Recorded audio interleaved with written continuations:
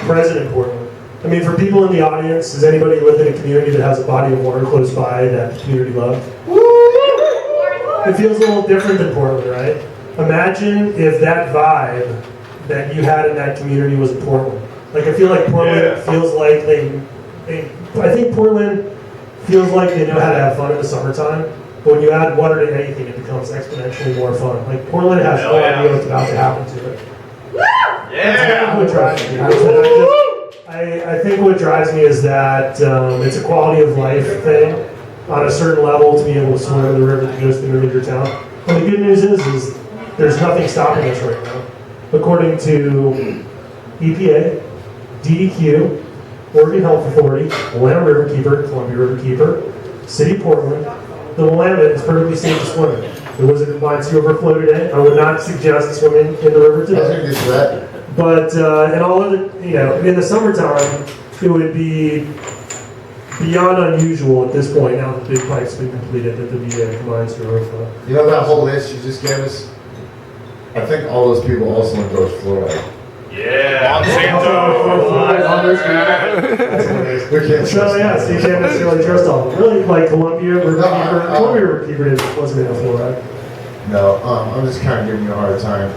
So, I mean, basically, either it's a coordinated government conspiracy with the not-for-profits as well, trying to trick people into swimming through their water, or it might actually be safe to swim. Okay, now this is where I gotta make sure that we frame the conversation so that everybody understands. There's really two parts of the Willamette River. And actually, hanging out at Will's, Will invited me to go hang out one day over at his spot, and I actually met the people, and we went over the maps. And there's two entirely different Willamette rivers. There's the Willamette River north of the Fremont Bridge, correct? Fremont Bridge? Yeah, Broadway, Fremont, yeah. Where it really starts getting industrial. Yeah, okay. And then there's the southern Willamette, which is different because all the pollutants that come. Okay, so the northern Willamette is a Superfund site. It's an incredibly heavily polluted. It's going to cost more than $1 billion to clean that up, and that's why, thank God, that we didn't let John DeLorenzo just get our water. So that's going to be cleaned up, but that's different. And my favorite word I learned that day, which was hydrophobics. Remember hydrophobics? Hydrophobic is those kind of pollutants, and what they do is they don't interact with the water, so they push themselves into the soil. So what's really polluted in those heavily polluted sites is the soil, and that's why when we clean that up, we're going to have to dredge it. Okay, but further north, where nothing's actually been dumped in sinks, because I mean the river flows south to north, right? So and the minerals fall low, and so the stuff south of the Broadway East Bridge, the downtown water, and the Selwood water, and the Oregon City water, according to you, is good, right? According to Oregon Health Authority, the water in the Superfund site is fine. It's the sediment. Disclaimer, the Oregon Health Authority is the most corrupt organization in this fucking state. By far, like they're not even close. They're the ones that fucked up the Obamacare website. They're the ones that fucked up the fluoride shit. They're the ones that fucked up the reservoirs. Those guys suck. Total balls. But I've actually looked on Will's urging. I looked, and honestly, the numbers are really, they're pretty close to the Clackamas River. You know, if I remember, like on a scale of 1 to 100, the Willamette is only like 4 or 5 numbers shy of the Clackamas River. And I would even say that the Willamette is like more than just 2 rivers. It's probably like, at least 3. I mean, the closer you get to the headwaters, the Willamette actually resembles a river. The hardest thing, I think, for people in Portland is that it takes a lot of creativity to remember that the Willamette downtown is a river because it's so heavily urbanized. You have the seawall, it resembles more of a canal than an actual river.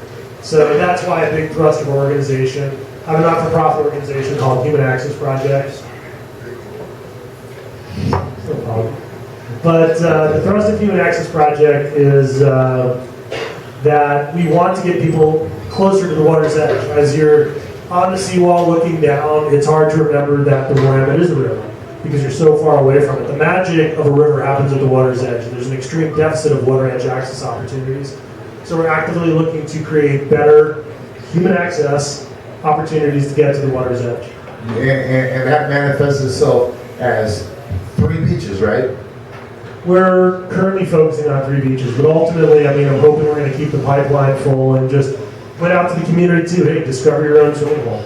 I mean, you can get into the river wherever you want to, but right now we're focusing on 3 specific areas.